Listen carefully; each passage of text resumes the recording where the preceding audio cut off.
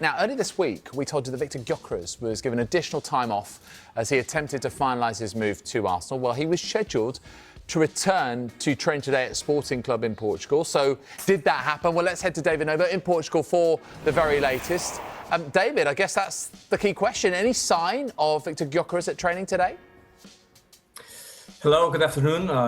No sign of Gyökeres today, and I think there is not going to be any sign of him tomorrow.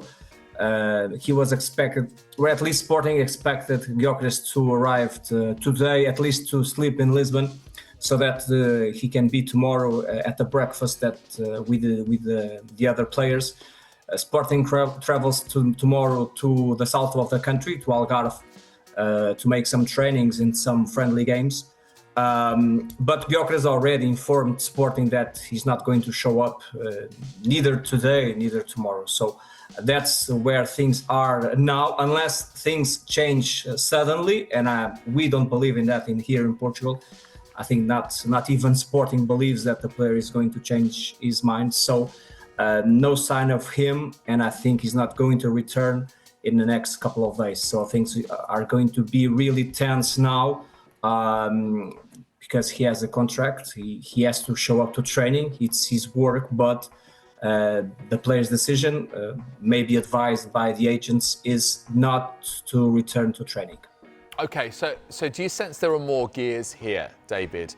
I mean, already we've got the situation, the tense situation, as you very accurately referred to it, between him and his club, and we know the powers that be at Sporting Club in Portugal, but also, you know, that Arsenal are keen and they're waiting. How hard do you sense he's going to push to get this move?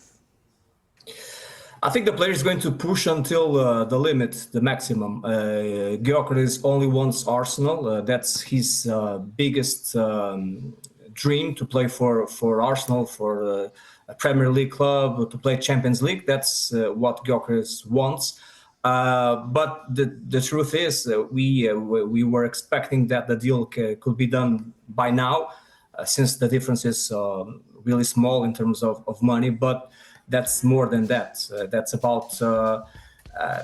It's more about the things that the player is doing, the agents are doing, and of course, Sporting is not really happy with this situation. Of course, the way the player is behaving, the way the agents are behaving, and that's the problem.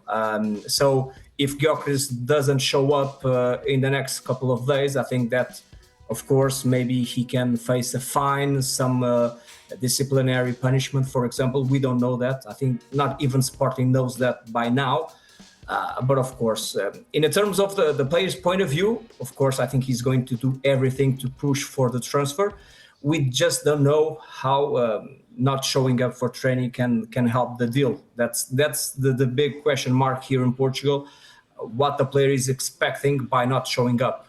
If he's expecting the Sporting to agree the deal, I don't think that things are going to be done that way. To be honest, David, let's talk just cold hard numbers here. What do you sense? What are you hearing in Portugal? What is that magic number that will get this deal over the line? And is there any fear, perhaps, that Arsenal, if they're not prepared to pay that number, they'll just simply walk away?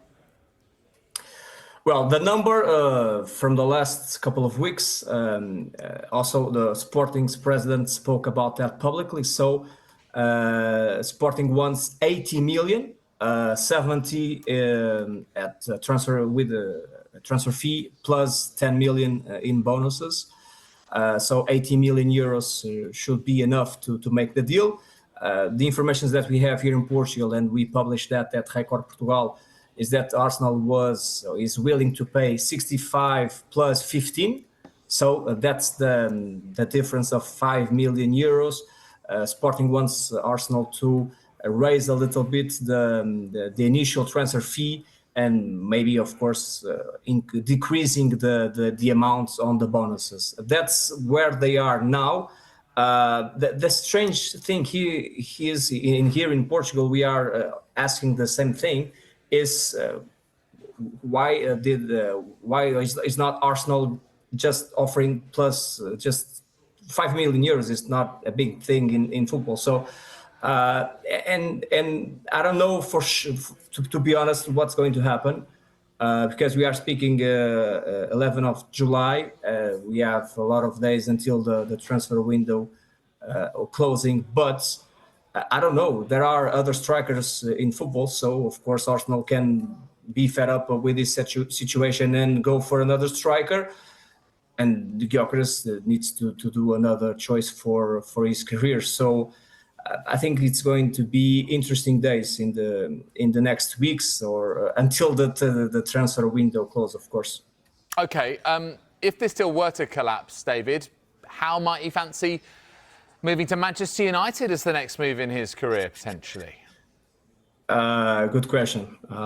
We have the information here in Portugal that Gyökeres said no to United 3 times already in this transfer window.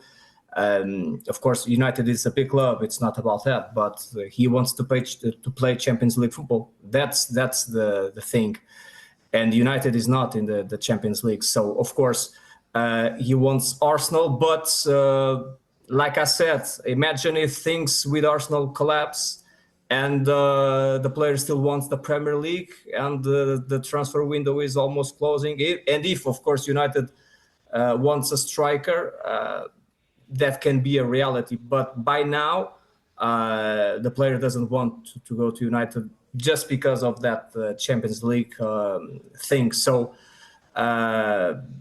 things can change if the deal with Arsenal collapses. And we know that Arsenal has several targets for the attacking, Sesko and other players. They want Gyökeres as well.